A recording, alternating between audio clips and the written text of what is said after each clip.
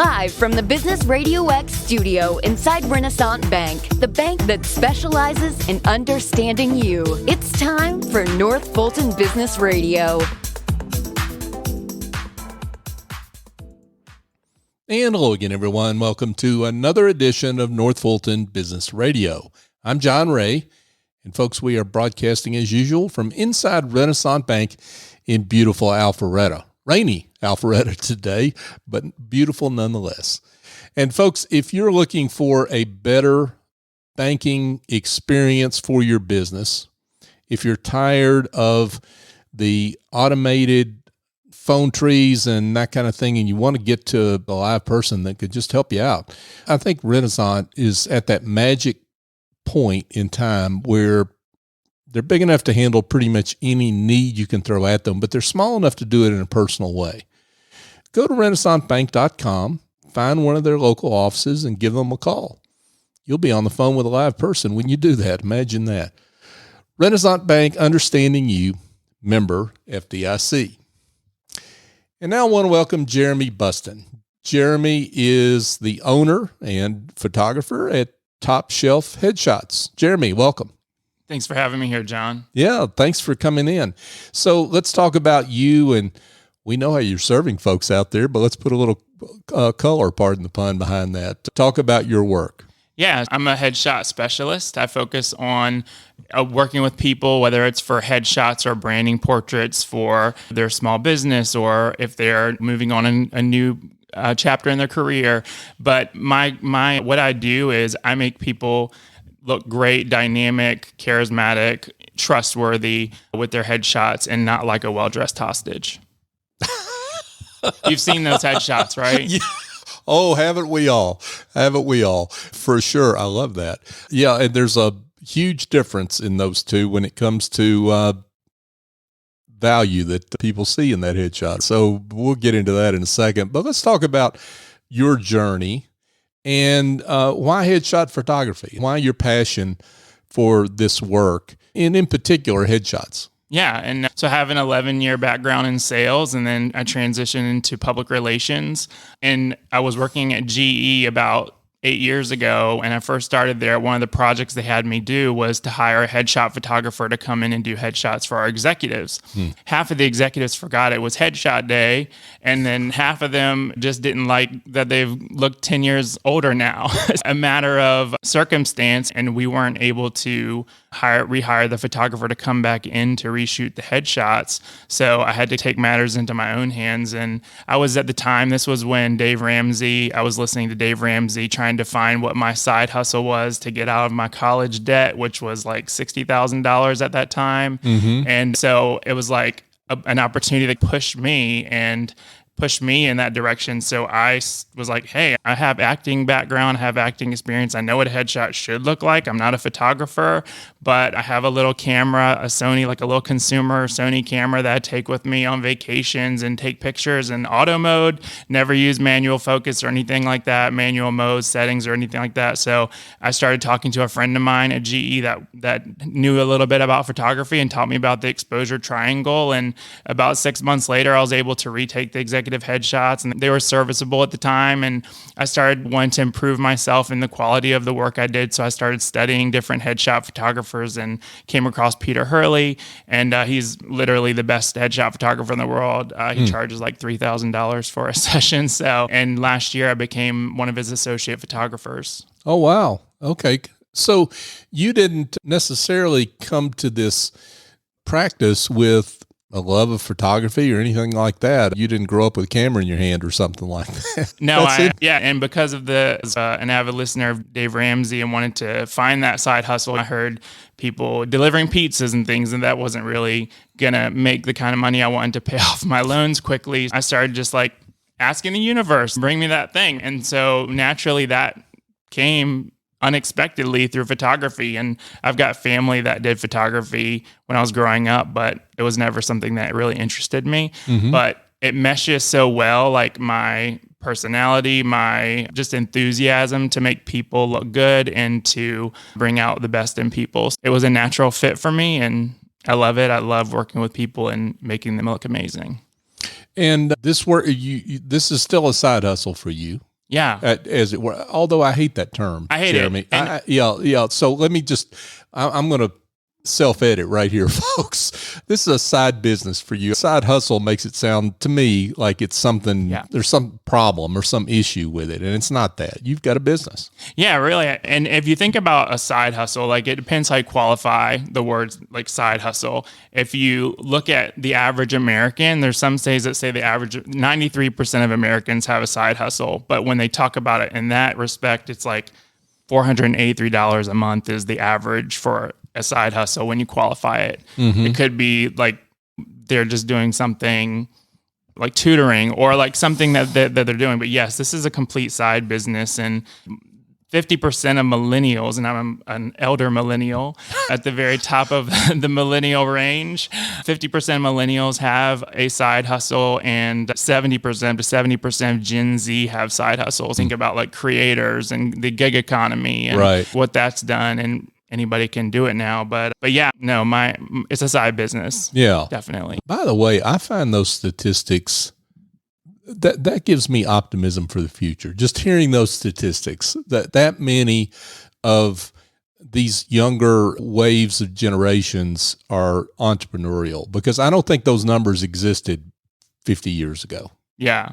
And it's a product of growing up in an environment where like my family, like they did well enough to put us in a good school, but we weren't living the high life or anything like that. My dad was in sales and has been in sales pretty much his whole life. And that was probably why I got into sales in the beginning as well. But there are so many ways, business tools. They're almost infinite. How many tools there are to run your business, whether it's a side business or whether it's a full-time business. There's so many tools you can utilize to use that business, get it going, to leverage yourself, leverage your time. It's just fascinating. Yeah, I had to revisit like starting a business when we moved to Atlanta a year ago, because I was basically starting from scratch. I had built up this really solid business for actors, shooting mainly actor headshots in Richmond, Virginia, where I would have people coming from DC, Maryland, and even as far as Delaware and Pennsylvania to work with me. So I had a pretty good reputation with agents and casting coaches and all kinds of people in the acting industry. So moving to Atlanta, like that was initially the plan, was like, hey, Atlanta has a huge market for actors. And I felt like I cornered the market in Virginia, and the quality of the work that I was doing elevated me to match kind of what was in those bigger like LA and Atlanta markets. So that's why we moved here. But then when we got here and I realized there's 150,000 businesses here, and that can mesh better with what I want to do long term with photography and headshot photography, to work with business professionals. And so I had to reinvent myself when I got here, and I threw $2,000 into Google Ads and got 0 leads. So I had to learn again, new market, new audience. But last year I cracked 6 figures just as a side business in a brand new location. Good for you. That's wonderful. And you did it without Google Ads. I did it without Google Ads. I did throw away $2,000 the first month, but that was my lesson, and I don't do paid advertising anymore. Wow. I may have to have you back just talk about that because that resonates with me. You made this change from actors as your primary tribe, shall we say, to business professionals and influencers. Why?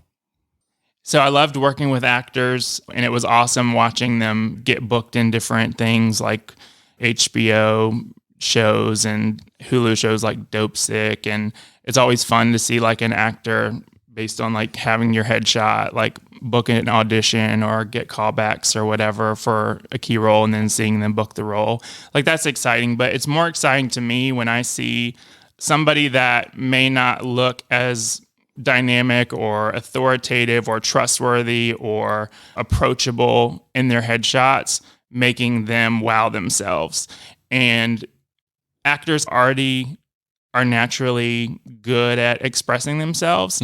And with business leaders and entrepreneurs and people who need new headshots for the first time, graduates, whoever that is, making them like feel confident, it's a confidence builder, what I do.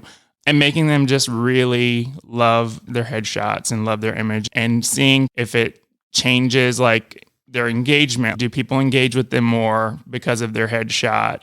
Are they using their headshot on a billboard? Is that generating money for their business, right? Mm-hmm. I feel like there's much more to gain with business headshots for the client than with acting headshots, for sure. Yeah, that makes a lot of sense. I guess the delta between where someone is and the outcome is much greater for a business person than it is an actor. Yeah.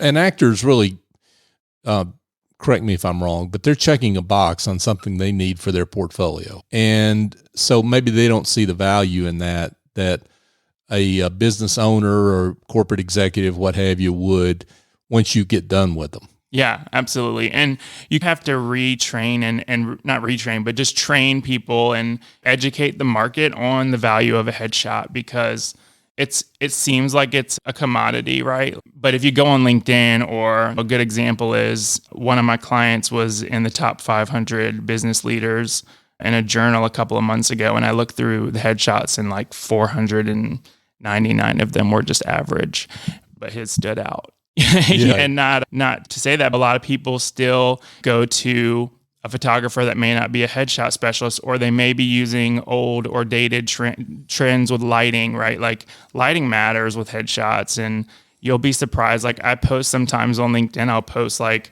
somebody's old headshot and then the headshot that I took of them, and it's night and day, just because the quality and the style of lighting that I use is so different from what the average headshot photographer is using. And that's because I studied Peter Hurley's lighting methods and lighting style and quality. Often, like I just had a customer last week, and his last headshot was 10 years old, but he looks more youthful, more dynamic, more energetic in the one that we took last week than he did in the one 10 years ago. Interesting. So you can look better, younger with the right headshot. And a lot of times I liken it to, we're in Atlanta. It's a foodie culture here. I could go to name your chain steakhouse and pay $30, $40 for a meal. Or I could go to any one of the really great steakhouses in Atlanta and pay $300 to $500 for that same dinner. It's a better service, better quality. So you get filled, but it may be a different experience. And that's what I offer in terms of headshots. Like a lot of people still will go to like your department store photo studio where they might get 15 minutes and hope they get a great headshot. I spend 15 minutes to however much time you need, really. It's a flexible session. You can bring as many wardrobes as you want to the session. I have hair and makeup artists, especially I recommend that for women getting headshots. But it's a flexible, and you have to match the service and the quality you deliver to your pricing. And that's what I do with headshots. So it strikes me that your business has a similarity to what we do, because people here, they always say, I hate the sound of my own voice. And I would think that's the way most people are, most of your clients are. They might love the headshots of all these other people, but they hate their own. Oh, absolutely. And I mentioned the well-dressed hostage thing just because we've all been there. We've all been in that school photo scenario, even in business, where you have a headshot photographer that comes in, they might make you feel awkward or stiff. They might put you into weird positions and tell you to move your shoulders here or there. I don't focus on that. I focus on the face, because the face and your expressions are the most important thing. In 2006, Alexander Todorov, he did a study, and within 100 milliseconds, you make a snap judgment about somebody. And so 100 milliseconds. Yeah, I just wanted to underline that. Yeah. That's so many zeros on the right side of the decimal. I don't even know how many that is right off the bat. Wow. Yeah. When we met in the hallway out there, I shook your hand and instantly I knew I can trust this guy. He's not going to lead me astray or anything. He's not going to run screaming out of the studio. Good. Thank you for that. Yeah. But it's true it's not just meeting someone in person. It's true for a headshot. Yeah. Yeah. And really making people feel comfortable and really focusing on their facial expressions and coaching their face. And that sounds really weird. I have a background in executive coaching and media relations with executives. So I use a lot of the tactics I use to make my executives and PR more presentable in interviews and things like that, and my headshot clientele as well. Sure. Jeremy Bustin is with us, folks. Jeremy is the owner of Top Shelf Headshots. Jeremy, let's talk about what happens. Yeah. People bring their changes of clothes and what have you, and they're scared half to death. I guess generally, right? Or just nervous, right? Yeah. And people say I have a disarming personality. So when they meet me in person, they relax a little bit more, but we also take time before we even get in front of the camera. I talk to them. I learn about who their audience is, what kind of messages they want to send. I also do a lot of this in pre-work, like onboarding process. I use some automation tools and things to gather information, to customize the session for each person. But when they get to the studio, let me ask you a question about it, if you don't mind.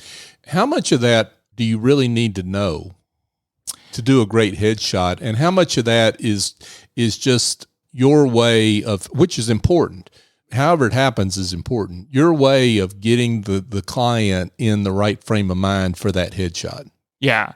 It's important for me to know in advance, do they just want headshots? Do they also want some like full length shots or 3/4 shots? And how are they going to be using them? It helps me set up in my head and plan out their shoot in a more customized way. Because if they're just coming in for headshots, we're probably just going to use like one lighting setup or a couple or three for men, because I can do some different things for men that won't look as flattering for women.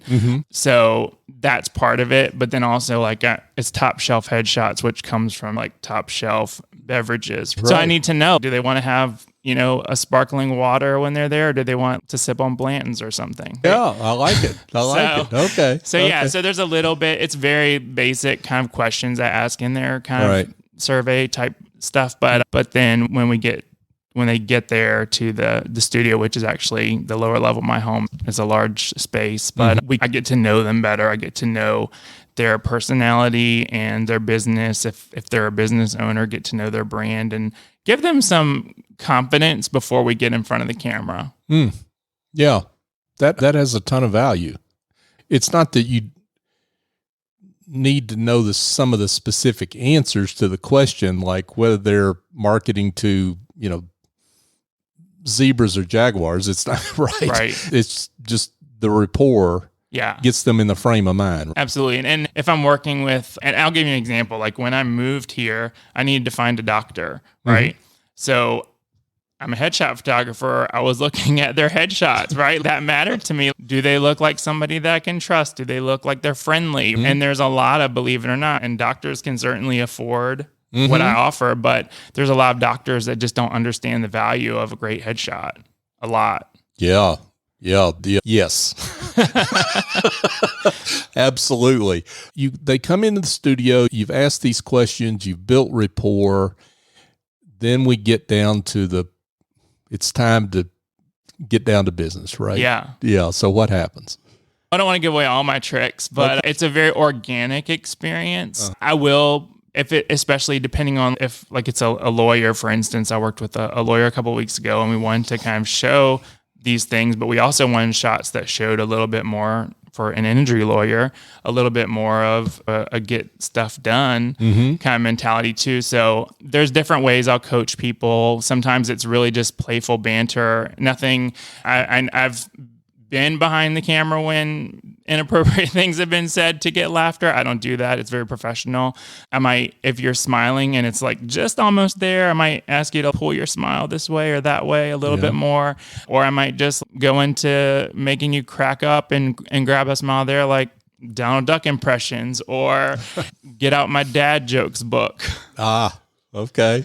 So there's different techniques, and each person has to really be approached differently. Right. If you come into my studio and I get a sense that you're a quiet person, I'm not going to be this rambunctious or like dominating photographer or coach. I'm going to be grounded, to where you are and where your level is. So it's very much important that you get that sense and judge people, make that early on so you can know how to navigate it. Otherwise, it could be an awkward or intimidating experience, and that's not what I do.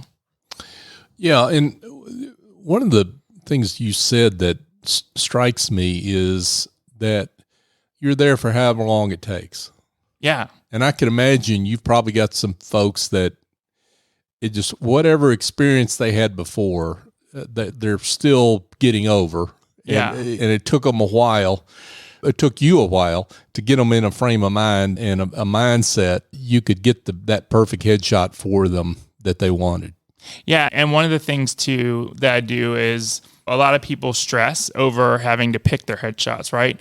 One of the things I do is I shoot in a way that lets us look at the headshots while we're shooting them so that they can see what we're doing. And I use that too to coach them. For instance, if I ask them to push their chin out and it's not out enough, or if I ask them to bring your chin down a little bit, the reason I do these things is to give them a better jawline or to maybe take away a little bit of the aging process. But I show them to them and I use that to coach them. But then at the end, we also review all the images and we pick them together right there. So there's no stressing or anything. It's coming, get your headshots done, review them. You know what you're getting when you leave. So satisfaction is always 100%. That's why I have almost 255-star reviews. So yeah, that is important. And just people don't like to get their headshots done. It's a natural. I don't think there's anybody aside from actors that are like, oh, I'm so excited to go get my headshots done. Most people put it off. Sure, of course. And you're never going to be younger than you are today. So it's important, and it's important for your business. It's important for your brand and how people perceive you online. How often should someone get their headshot changed? It really depends. For actors, they get them every 2 years if they're an adult. If they're kids, it's more like every 6 months. So I kind of use that to encourage people if they change, if something about them changes, or let's say they get promoted to a new role and they need to look a little bit different in their headshot, like that's when they should get the headshots. I wouldn't want to put a time frame on it. I've seen people that have headshots that look like they do now that were taken 5 years ago, and some people change more dramatically. So it just depends on how you look today. Do you feel like this represents you today? If not, you might want to go get a headshot done. Yeah. That makes a lot of sense. Jeremy Bustin, folks. Jeremy is with Top Shelf Headshots. He's the owner of his company. Sidebar, since AI is on everybody's mind, the intersection of AI and headshots, where does that, how does AI factor into the headshot world? Yeah, and part of why I'm able to juggle a full-time career and my headshot business is because of AI. It allows me to do a lot more now in terms of creating content. I used to spend 3 or 4 hours every morning before my day job started creating content. And now with generative AI, I can create good drafts that I can refine and make it in my voice save about 2 hours a day, doing that. But that's because I can go in and refine it. Like I trust the AI tools to create the first draft, but then I go and refine it. You can't really do that with a headshot. And, you see a lot of people are posting about the AI headshots and, oh shit, I get this. It's only like $50, right? You pay for what you get. And you might as well have an avatar if you're going to have an AI headshot, because there's no authenticity there. AI cannot create history. Right? Like my camera creates history. Like it catches you in that emotion. It has life. Yeah. AI headshots, you can look at them. There's no life. Like, where is the camera? What are you looking at? So I do think that there's a market for AI headshots. I think that same market are the people that would typically go to your department store and pay $100 for a headshot and kind of be satisfied with what they get. Right. What I offer is for people who value their brand and value what their headshot says about them and their brand, and they want to engage more people, whether it's more sales, more clicks on LinkedIn, more connections. There's so many different kind of ROI for headshots that it would be silly to use an AI headshot as your brand. And it's like text or copy. you can tell the difference. Absolutely. You can tell the difference. So it may, quote, make you look better, quote unquote, but it makes you look better in a really superficial, artificial kind of way. It's artificial intelligence. Yeah. Well, yeah. Duh. Yeah. And like I wrote an article a year ago on AI headshots. And when I did an experiment, I tried about 3 different AI headshot services, and they all came out in a similar way. And one thing that AI is starting to get right is the catch lights, right? Like before it was like, there's no light in that person's eyes, like it's AI. Mm-hmm. Now you have to look a little bit deeper and look at the eyes a little bit differently, because they are trying to put like lights in your eyes and things like that now. But they never would have represented me. And the other thing too about AI headshots is you have to be really careful about the terms and conditions, because you could be giving them permission to use your face to create other people's faces. So you have to look at that as well. But what I do is create history and authenticity. And that's the most important thing for a headshot. Got it. So, Jeremy, you mentioned ROI, and we've got business owners and they love ROI. What's the ROI of a headshot? What's the ROI of a professionally done headshot that you produce for your clients? Yeah, a lot of the ROI, because I really flipped the switch last year to business headshot. So a lot of the ROI is going to be more from like actors that booked different roles and got onto different shows and their careers blossomed, those types of things. But I've got friends that have been in business for headshot photography that have seen like a billboard generate $100,000 in revenue because of possibly the headshot. So yeah, I mean, there's so many different types of ROI when it comes to your face and your brand. Like I said, when I came here, and I'll give you an example. A couple of months ago, I saw a commercial. I won't name the company, but the executive that was in the commercial was so dynamic and charismatic. And I was like, oh, I want to know who this guy is. So I went to his LinkedIn profile, and he looked awkward, scared, intimidated, deer in the headlights.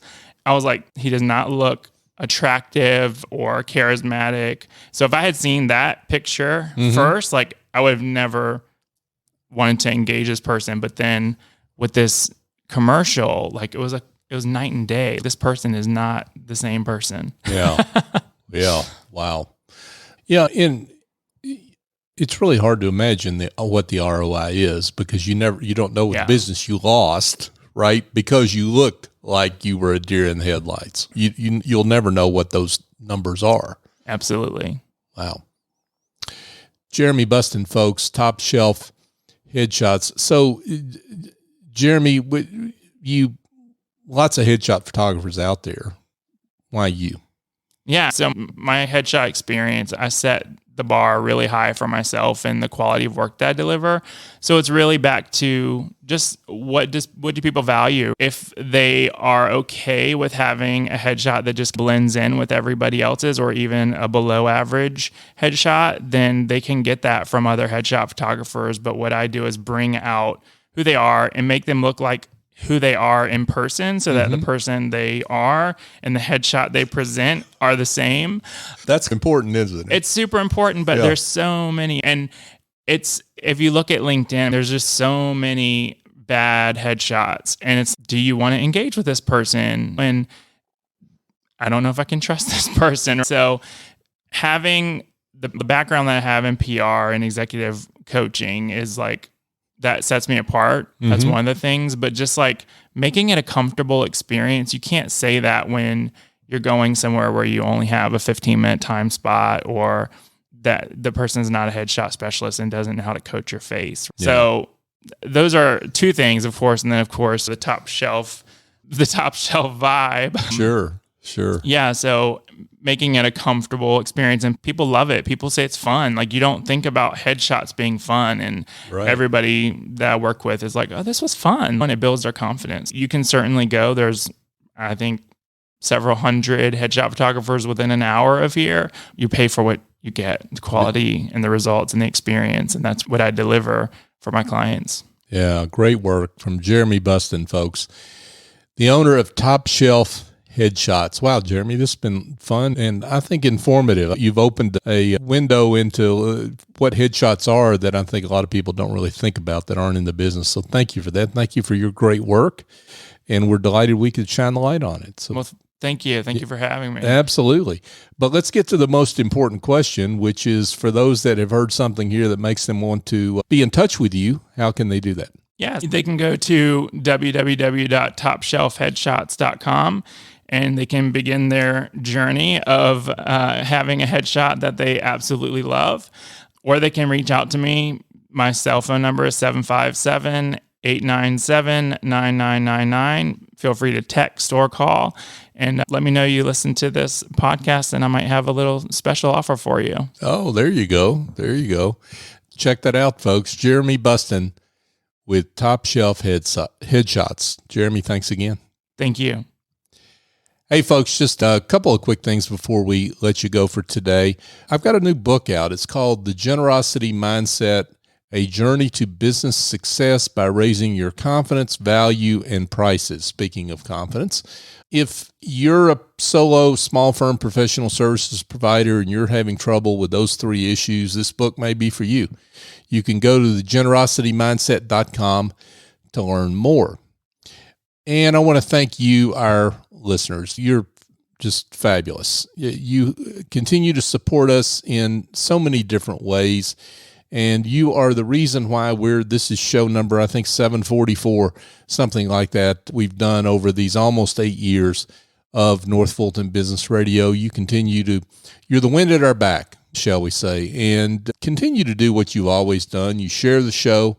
You like us on social media. You make our guests feel glad they did this show. And you share the show when you think, hey, this person needs to know about Jeremy. Let me share that show with Jeremy and help them get a new headshot, for example. So you've done that numerous times, and we appreciate that because we're here to celebrate business owners and to be the voice of business in the North Fulton region. So thank you for helping us fulfill that mission. So for my guest, Jeremy Bustin, I'm John Ray. Join us next time here on North Fulton Business Radio.